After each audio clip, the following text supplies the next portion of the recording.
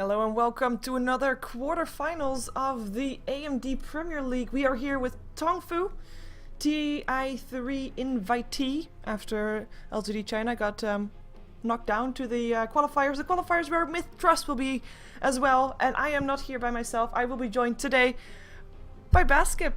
10 seconds Crap. remaining. Sorry, it's a habit. Fine. Don't worry about it.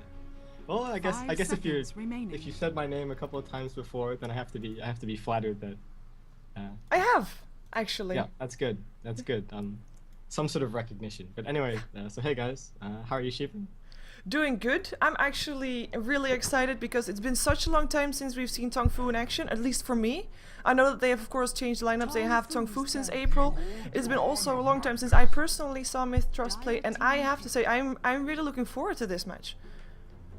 Yeah, really looking forward to some Southeast Asian Dota. So, we've got a little bit interesting. Well, the draft so far a little bit interesting, especially that first ban on the Shadow Demon from TongFu. Looks like they came in with a game plan, and I'm interested to see where this is gonna take us to the draft because, yeah. Yeah, we've actually seen Orange today also favoring a ban for the Shadow Demon in the first banning phase, and then when it didn't get banned, they picked it up first. And it's kind of interesting because you don't see that at all in Western Dota. And normally I cast Western Dota, so for me it was a bit of a surprise. But it is just a real strong laning hero, a real hero that can set up things properly. So probably just taking that out of the equation maybe allows for teams to be a bit more prudent in their lanes and not really relying that heavily on the laning phase, perhaps. I mean, Bedrider, Lifestealer, and Nyx Assassin, obvious bans that we often see. And Magnus therefore the first pickup for TongFu, and Dragonite for MiTH.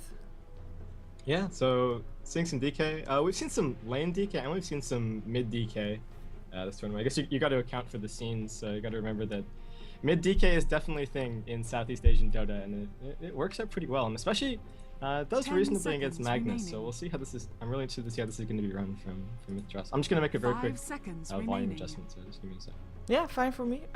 We are waiting for TongFu to pick up heroes, and they're actually going to be ticking into their bonus time for the first time. I mean, picking up the Magnus was an obvious choice. He's one of those heroes that you don't want to give him away, and you can't pass up on him if you have a chance to pick him up.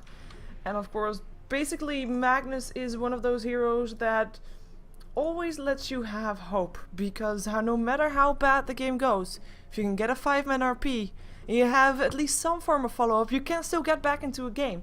So, you know, you can't really pass up on that one, but it does really leave you with only 4 heroes left to pick up and no real strategy just yet, purely because Magnus fits into so many different lineups. So probably TongFu is just thinking, okay, how are we going to deal with this? What kind of strategy do we want to go for? And how are we going to deal with the Dragonite? Because that's a fairly aggressive pickup for MiTH to start off with. Yeah, definitely. So obviously, like you pointed out, Magnus is great. You never really want to pass up on him. Obviously, they've picked it up. Rubik's been taken from MiTH. No big surprises, and we're digging pretty deep in reserve time here. And TongFu, they're going to find themselves a Gyrocopter and a Clockwork. So it looks like we've got pretty much their core sorted out now. I think heavy bans on the supports coming up from MiTH before the next round.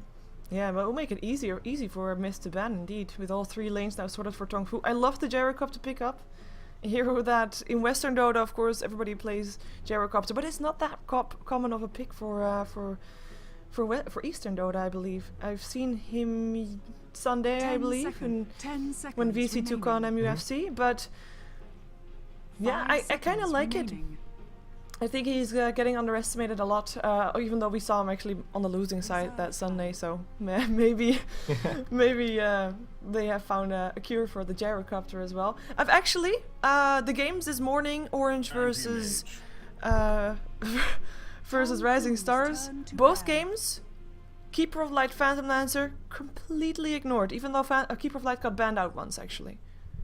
Yeah, it's interesting because they sort of wax and wane in and out of popularity, at least from what I've seen from this tournament so far.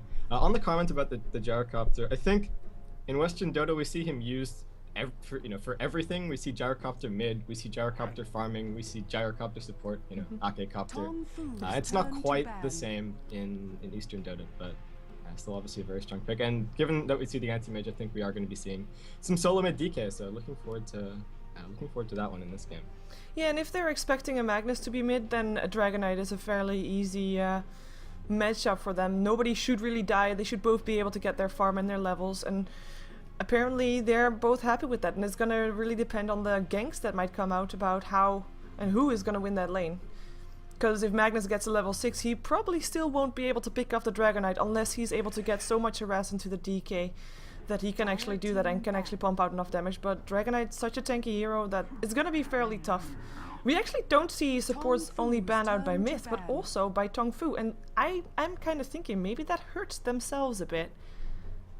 Yeah, I'm honestly a little bit surprised, given that I feel like they haven't secured their 4 or 5 just yet. MiTH already have 1 support, and TongFu have the pick coming out of this phase, so I feel like they could be trying to push to get their hands on something. If they have something really specific in mind, we might see something like a Lina ban here, just not to give it away to MiTH Trust, since they've already got the setup from the Rubik. But yeah, I'm a little bit bemused at seeing all of those support bans. MiTH Trust, no big surprises from them, though. I don't know if Darkseer would have had space. Probably would have been going into the jungle if they want that, but if they really want that, I mean, we still have a lot of different options open for them in terms of a Chen and an Enchantress, so I guess just don't want to be giving away more teamfight than they already have, because teamfight, if you compare that, TongFu is going to be owning MiTH Trust right now. Yeah, TongFu have it really big. I mean, if you think of the ideal situation right now for them, it's a 5-man RP, everybody gets stuck in the cogs, and then you've got, well, you know, Gyrocopter. His AoE isn't pretty, that's for sure. So TongFu, I think, looking like they're going to go aggressive here with that Nature's Prophet ban. And yeah, potentially looking like an aggressive Charlie. Yeah, with the Keeper of Light there, you just scheduled a picture imagine a picture with Clockwork and Gyro and the teamfight potential. Imagine an Illuminate over the top. That's everybody dead. Yeah. Even a Dragonite that is super tanky.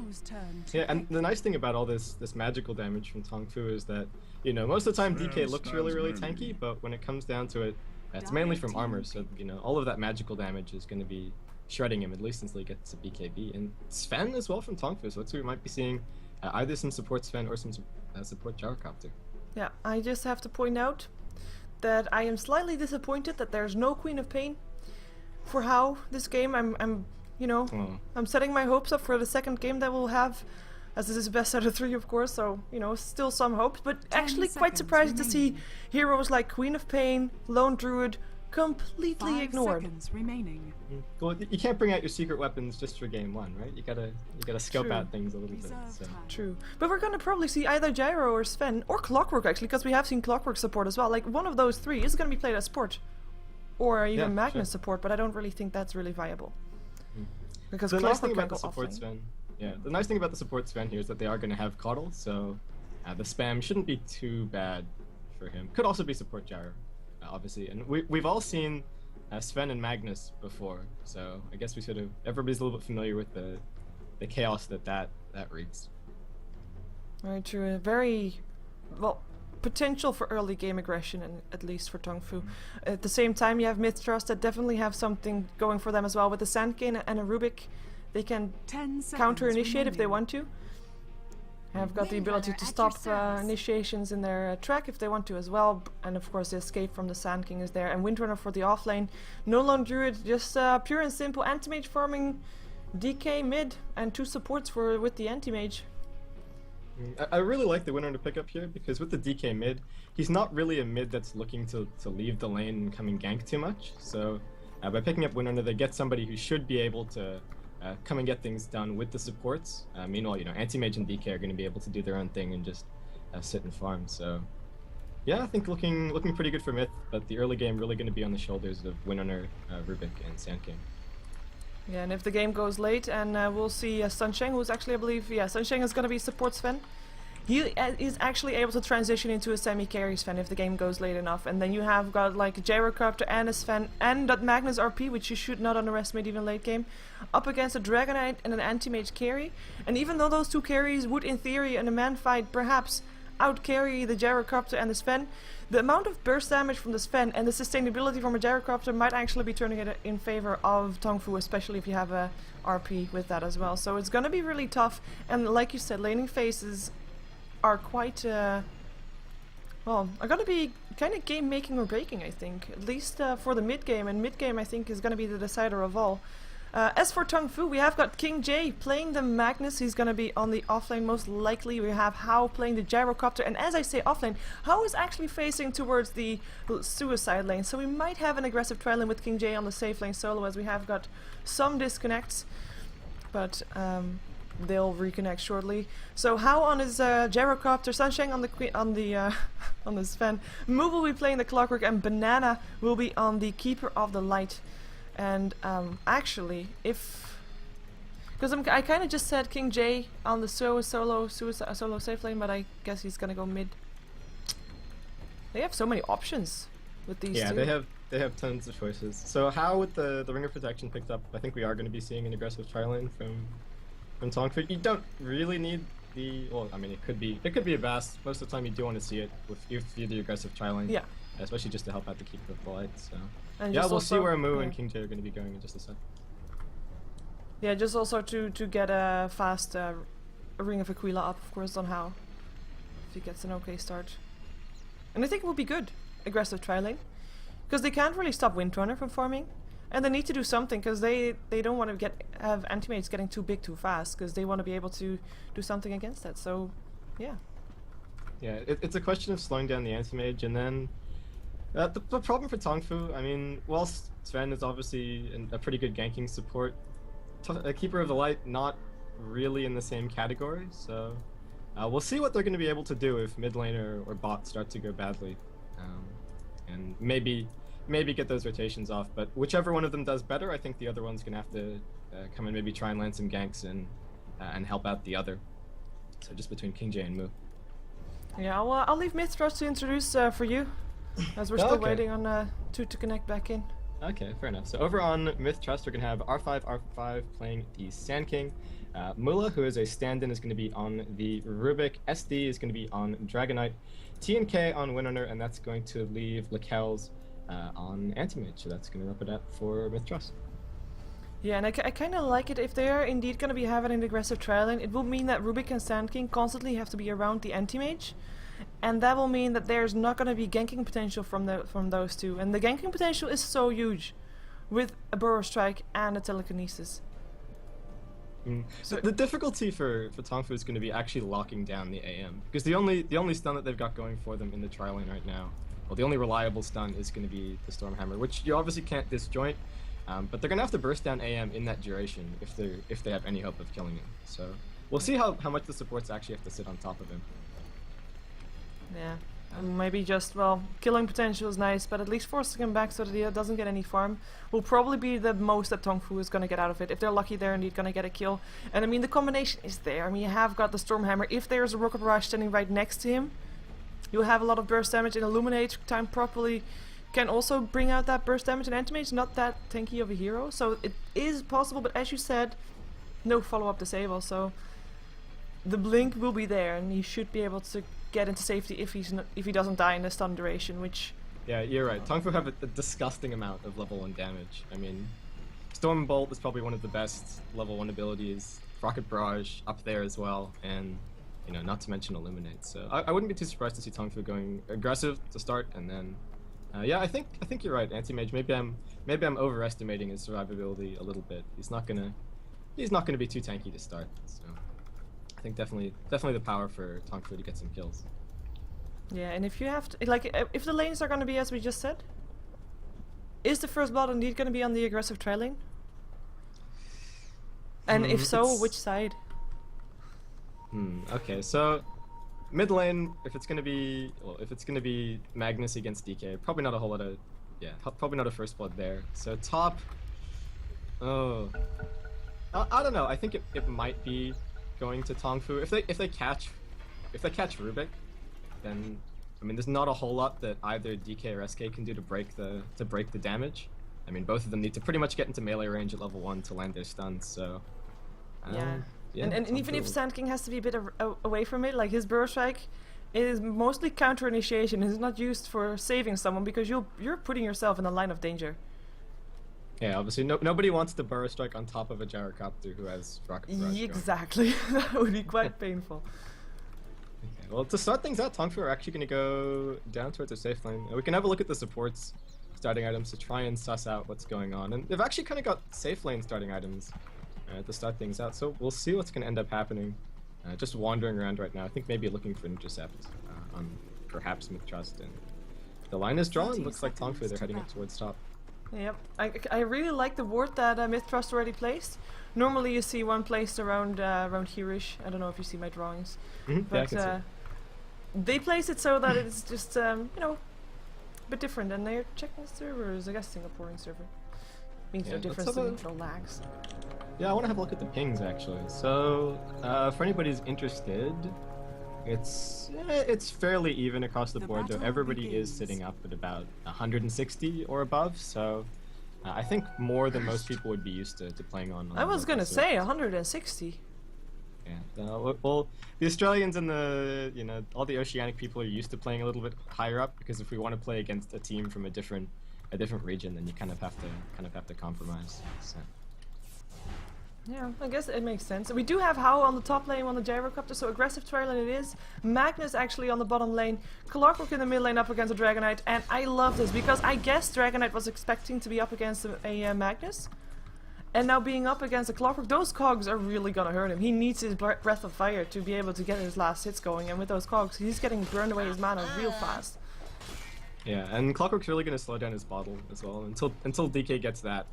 I mean, he just can't spam to stay in the lane, so... Yeah, I think the right decision coming from TongFu, and they're going really aggressive to start things out on top as well. Already getting some harassment there. Yeah, oh, and then look at those Illuminates. Lekels, he is gonna be needing his regen. He doesn't have that much extra. He got himself... You know, everything he got wasn't his to begin with, but he got himself one set of tangos and one salve, and I think he'll burn through that fairly quickly. But we have got ourselves another pause, I guess, coming in as... There we go. Madrina asks for it, but yeah, it is gonna be like else that will have a very tough time. Need to restart RT. What's RT? Router.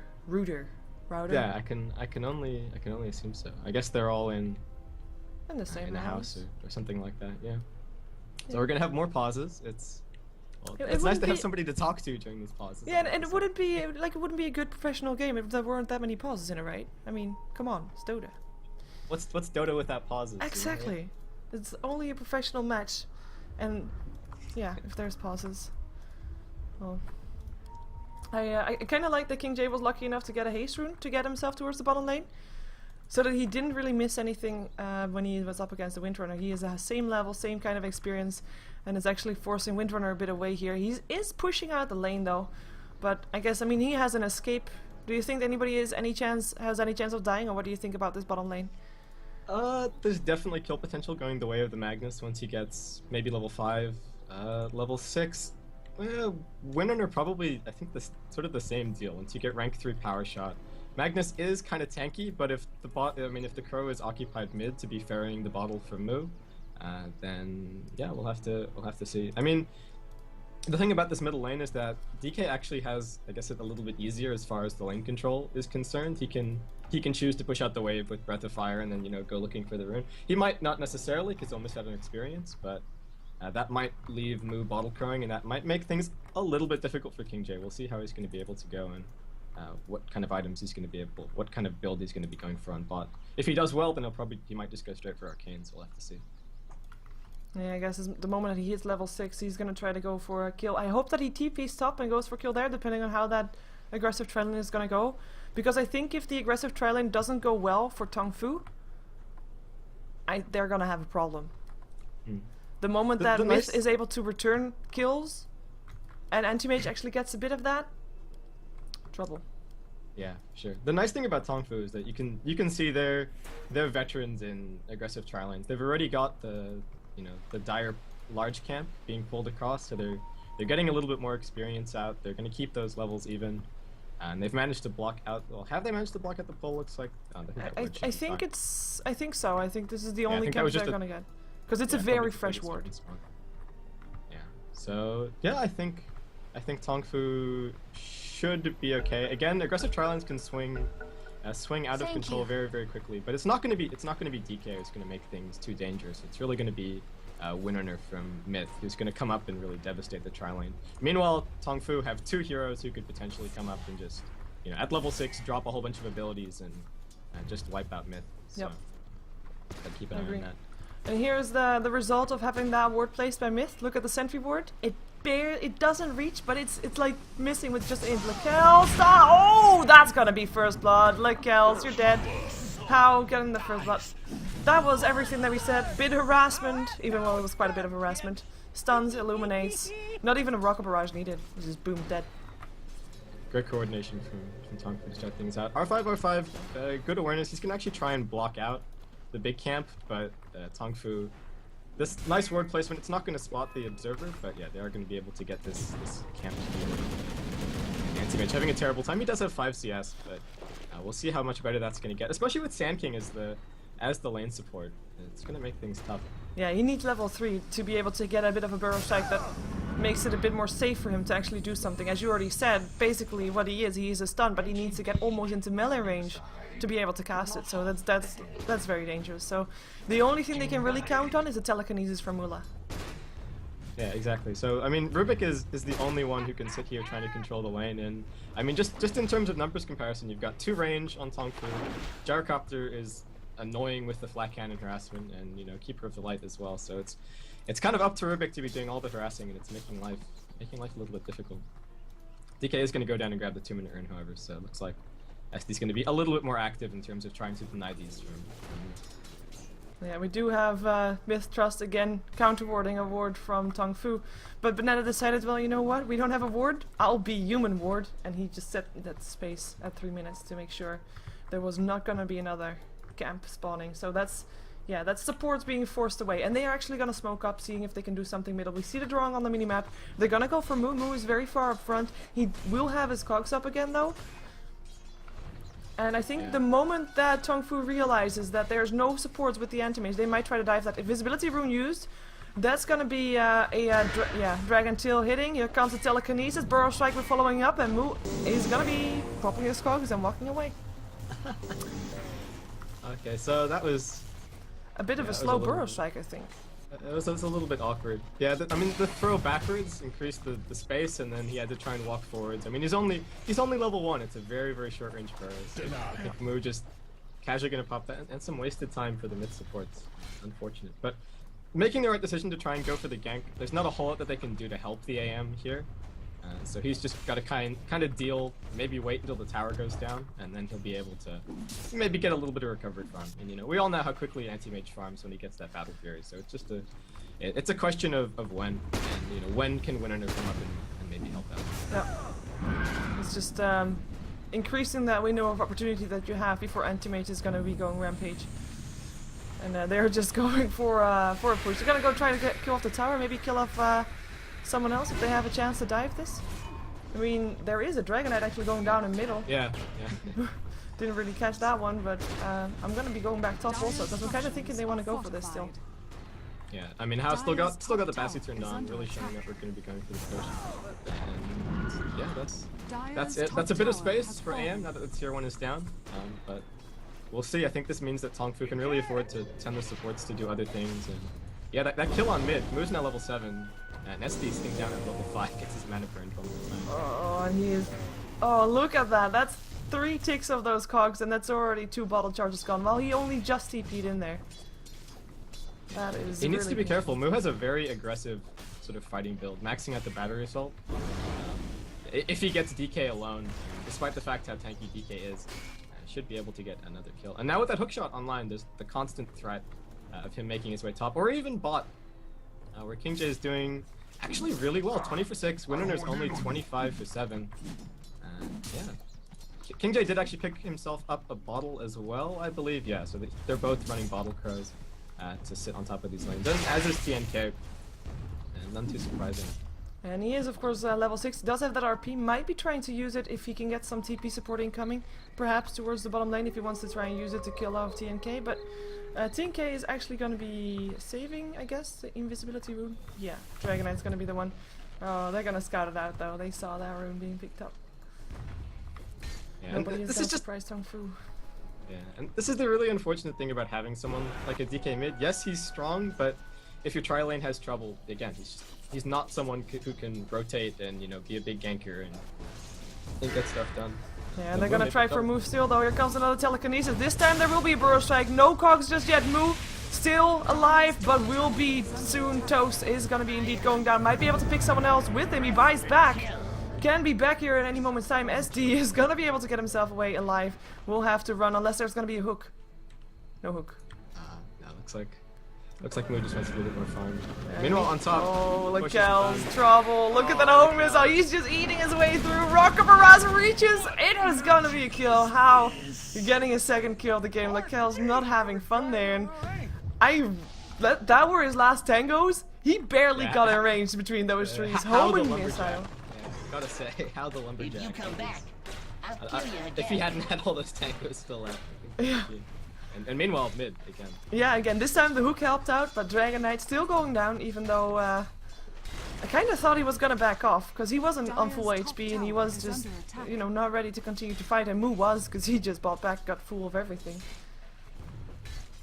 Yeah, so another kill going the way of Moo. He's now level 9, having a fantastic time, even with that buyback. King J bought with his arcanes finished, and the only person who's really having, you know, any luck so far is TNK, and even then, you know, not that much farm to speak of. Things looking pretty tough for mid. Yeah, Dragon Knight, the one that you would expect, like when he's level 6, he's gonna be able to do something here.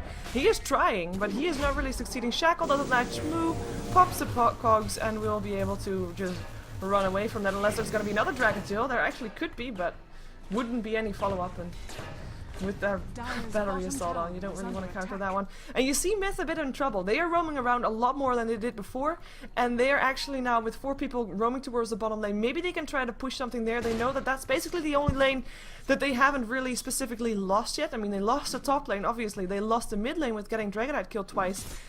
Bottom lane, even playground, I'd say. And they're gonna try to win it. Yeah, so bringing everybody down. Rocket just scouted out the support side, so we'll see how successful this is going to be. They're going to go for a smoke, and King J hopefully TP support ready from everybody else. Banana does have a TP, and How doesn't actually at the moment, so this could be tough. Well, we'll see. There is of course an RP that could help out in his favor. They're gonna need. Like, look at that. They're preparing for a fight, and they know that they are like 4 versus 1. And they're actually gonna be losing the wind runner right now. Here comes our 5R5. We'll be able to get a burst strike. Yep, there it is. Telekinesis will help out as well. TP incoming is the Clockwork that comes in, and he wants to go for an RP. Gets it on 3, and that is gonna be 3 down. King J double kill, and 1 go in the way of Moo. Not really what you sign up for when you come to that bottom lane. And I think if Windrunner would have still been there, she probably would have been toast too. Yeah, that was just absolutely brutal. King J. Yeah, 3-man RP. What else is there to say, really? We all saw that, and now 6 kills the lead for TongFu. I mean, almost 7.5k experience and 7.5k gold, and we haven't even tested 10 minutes yet. This is looking really strong from them, and I guess you can kind of see why they've been invited. Yeah. Why they got chosen to replace LGD China. So what do you think that MiTH needs to do to still get back into this game? I mean, it's really tough for MiTH. I think they've been making the right moves. It's just that TongFu kind of suspecting them. I mean, we've seen the smokes from the supports. I think they've used the majority of that so far. It just hasn't been that successful, and I think it's just a really good presence of mind. He's been spamming the rockets every which way, just to keep the scout going out, and TongFu really not being caught unawares.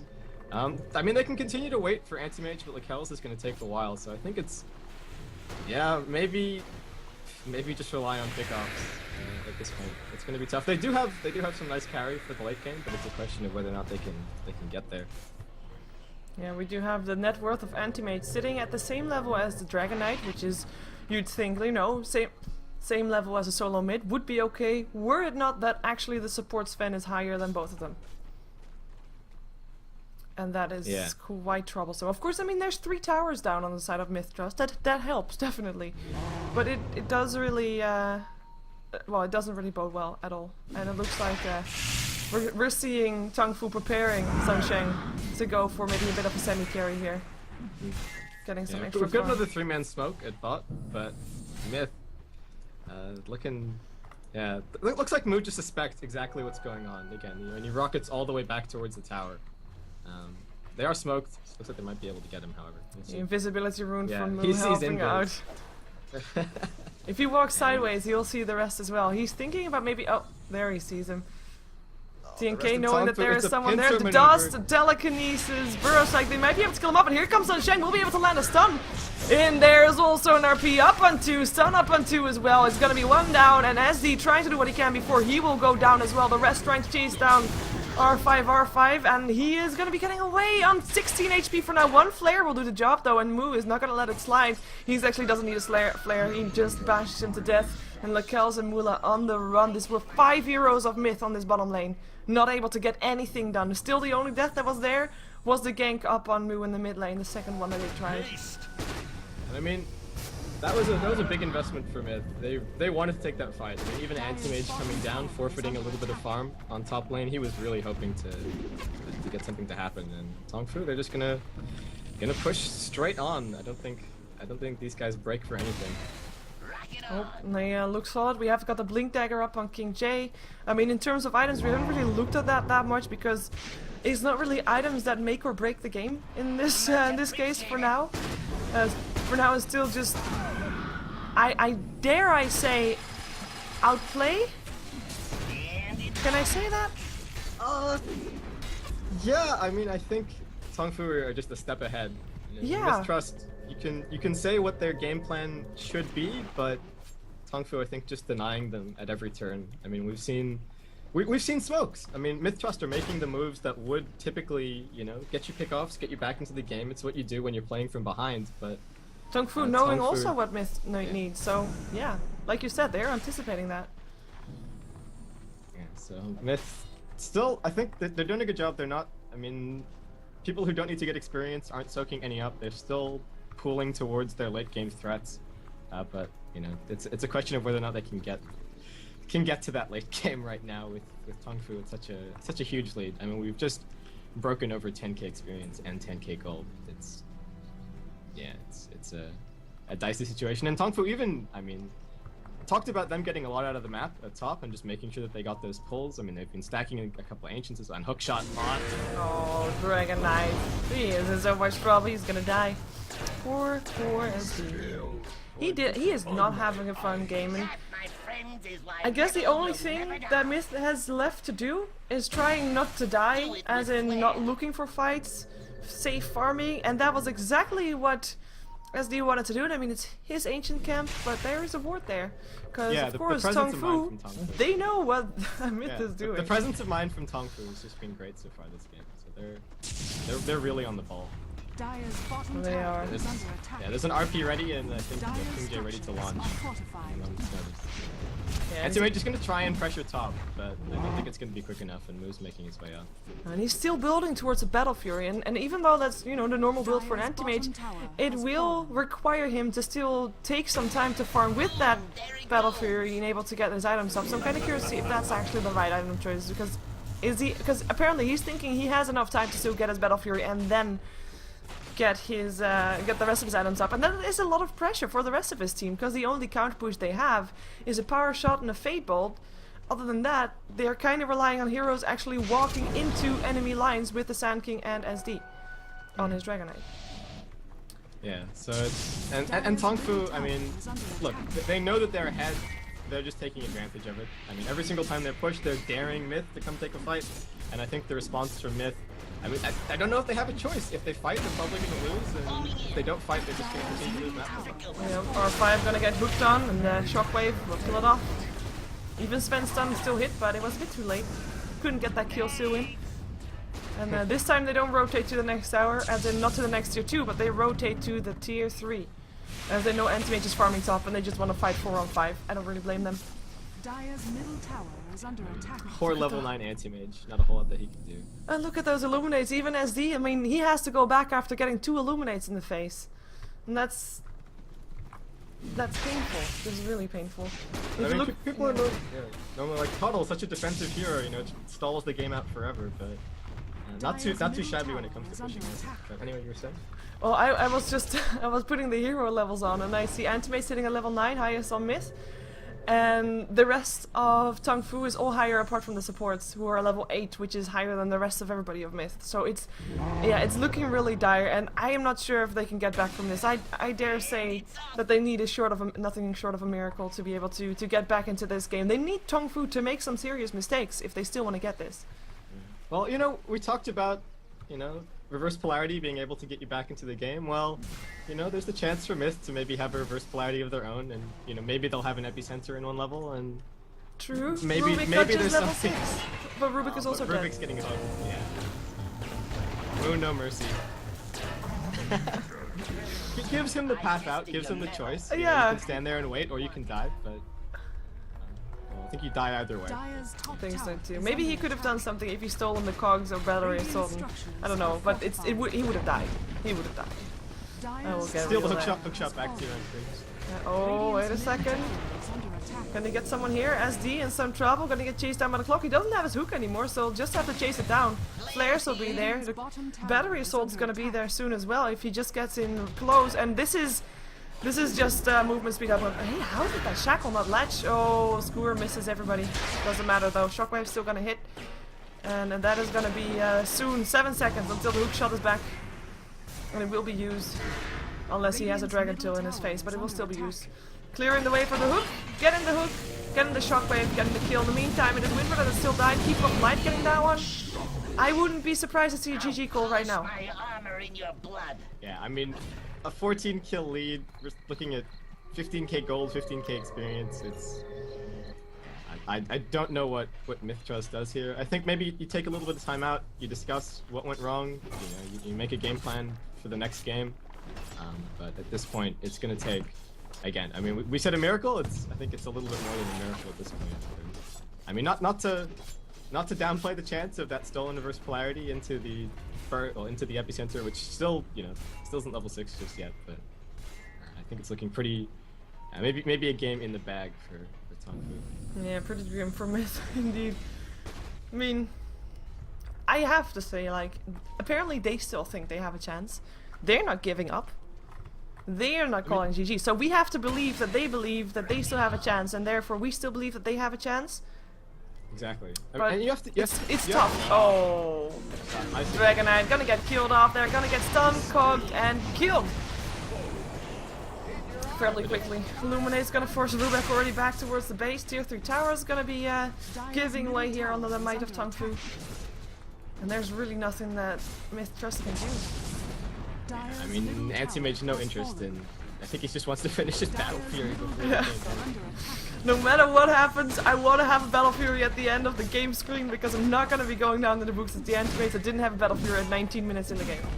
I mean, everybody's had this Anti-Mage on their team, but yeah, it's a little bit well, I mean, what can he do? I mean, we can say that, you know, maybe he should come in and he should hope for a Mana Void or something like that, but if MiTH are going to win, I mean, Anti-Mage has to be relevant, and I think some people maybe would have advocated for a change in build, maybe get some Wraithband, get a Vanguard, get some cheap items, but I don't know what the change in impact would have been for if that would have been able to turn the game around, especially given that, you know, TongFu have the repair. Well, maybe they can kill off Banana here. Maybe they can get Banana here. Yeah. Hey, look at the block. Supporters do. Mana leak. Here comes a Burrow Strike though. Oh my god, they're gonna get a support Keeper of the Light! No! No!